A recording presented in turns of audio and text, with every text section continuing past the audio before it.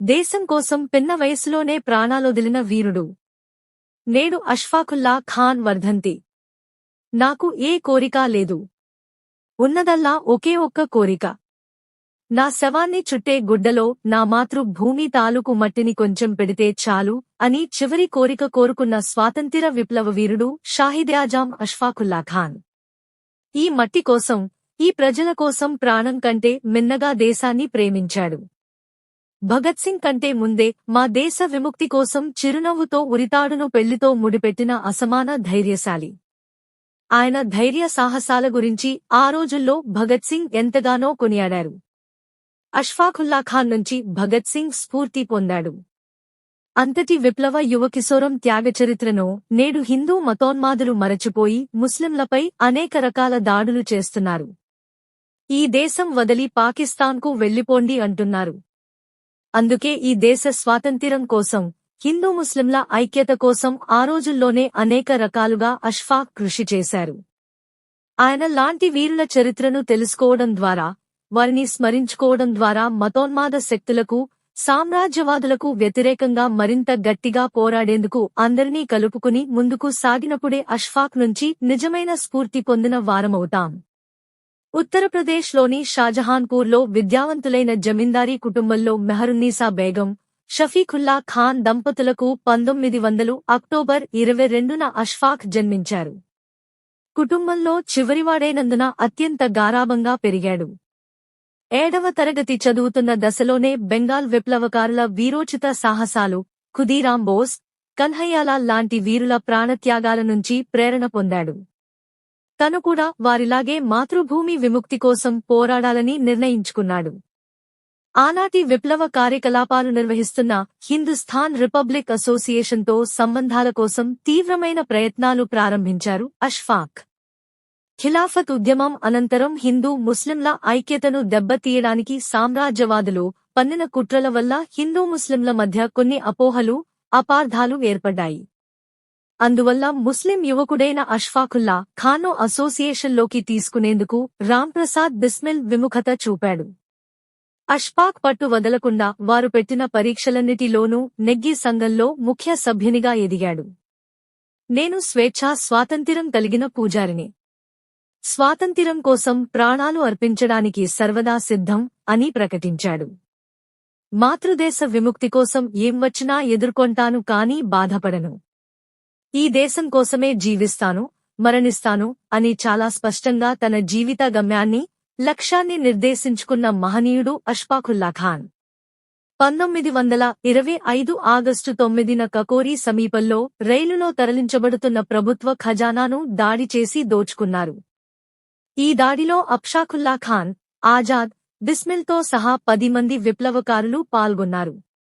దేశ చరిత్రలో ఈ ఘటన కకోరీ కుట్ర కేసుగా నిలిచిపోయింది.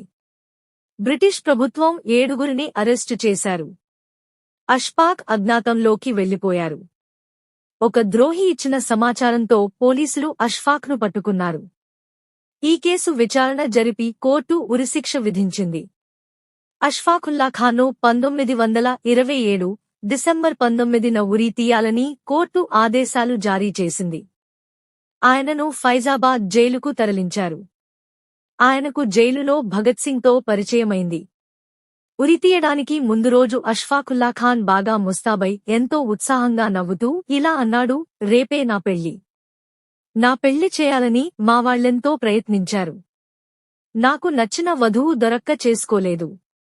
ఇన్నాళ్లకు ఇదిగో నాకు నచ్చిన వధువు దొరికింది అంటూ ఉరిశిక్షను వధువుతో పోల్చి ఉత్సాహంగా ఉరికంబం ఎక్కిన విప్లవకారుడు.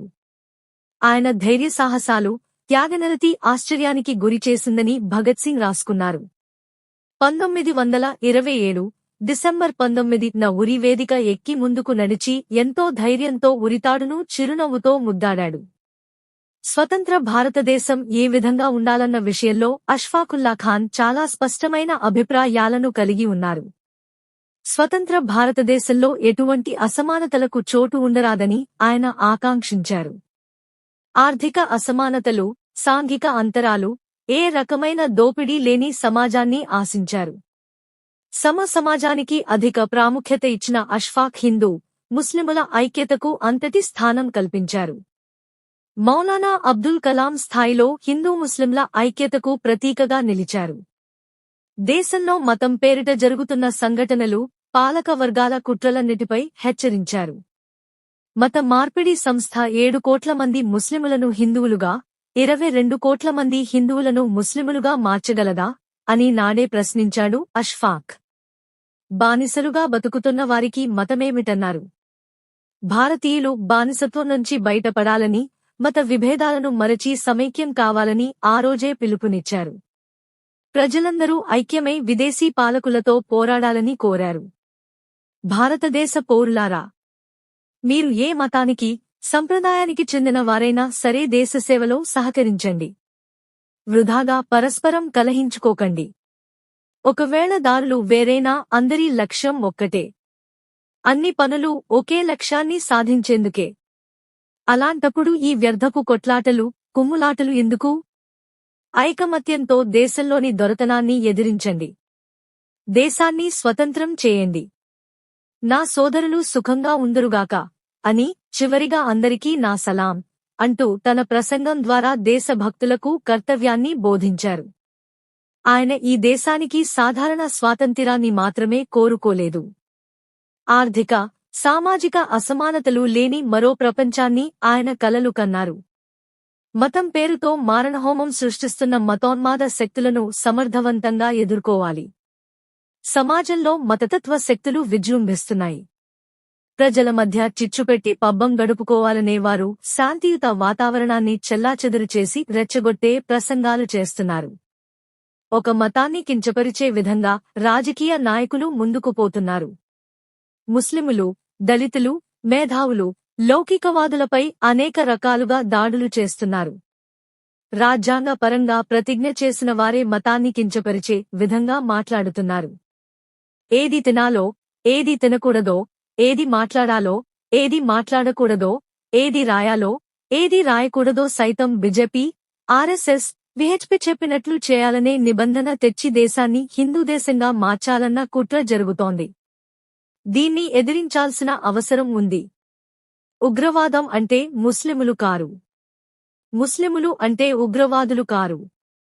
దేశ స్వాతంత్ర్యం కోసం తన ప్రాణాలను తృణప్రాయంగా వదిలిన అష్ఫాకుల్లా ఖాన్ వారసులు ఈ దేశ ముస్లిములు.